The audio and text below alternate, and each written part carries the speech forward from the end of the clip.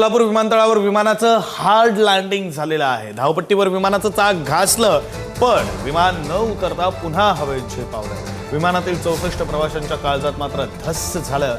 तर रात्री 64 प्रवाशांना घेऊन नवी मुंबईहून येणारं विमान रात्री 8:35 सुमारास कोल्हापूर विमानतळाच्या कार्यक्षेत्रात आलं। त्यानंतर उंची कमी करत वेगानं विमान धावपट्टीकडे आलं। धावपट्टीवर विमानांच्या चाकांचा जोराचा स्पर्श झाला आणि यामुळे विमानातील प्रवाशांनाही तो हादरा स्पष्ट जाणवला। मात्र काही क्षणातच विमान पुन्हा हवेत झेपावलं। यानंतर कोल्हापूर शहरावरून एक गिरटी मारून विमानानं RMPचा वापर करून सुरक्षित लँडिंग केलं। अधिकची माहिती प्रतिनिधी शेखर पाटील आपल्याला देतील। शेखर, विक्रांत, रात्री घडलेला ही घटना आहे। नवी मुंबई कोल्हापूर ह्या विमानामध्ये खरं तर काल रात्री जे आलं होतं त्या विमानासोबतची घडलेली घटना आहे। रात्री जवळपास 64हून अधिक पॅसेंजर त्या ठिकाणी त्या विमानात होते आणि त्यांनी हा सगळा प्रसंग जो आहे तो अनुभवलेला आहे।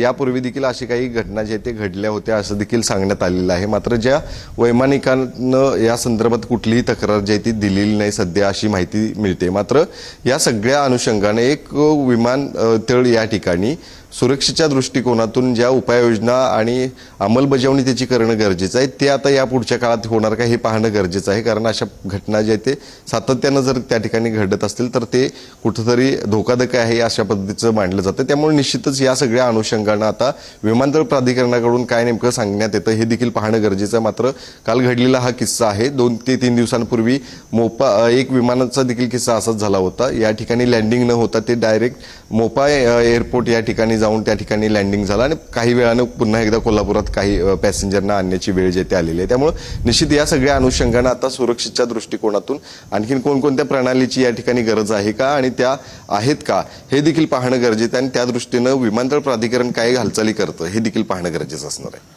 अगदी खरं आहे शेखर, तुम्ही म्हणताय त्याप्रमाणे सुरक्षा हा सगळ्यात प्राथमिक मुद्दा आहे आणि त्या अनुषंगानं आता काय पावलं उचलली जात आहेत ते सगळं पाहणं महत्त्वाचं असेल। वेळोवेळी त्या संदर्भातले अपडेट्स घेत राहू। तुर्तास धन्यवाद दिलेल्या या सगळ्या सविस्तर